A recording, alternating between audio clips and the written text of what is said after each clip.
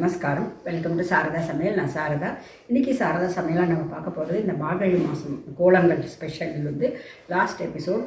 இதில் இது நிறைய கோலம்லாம் எல்லோரும் அனுப்பிச்ச எல்லா கோலத்தையும் நான் இதில் போட போகிறேன். நீங்கள் எல்லாத்தையும் பாருங்கள், உங்களுக்கு ரொம்ப பிடிக்கும்னு நினைக்கிறேன். வாங்க வீடியோக்குள்ளே போகலாம்.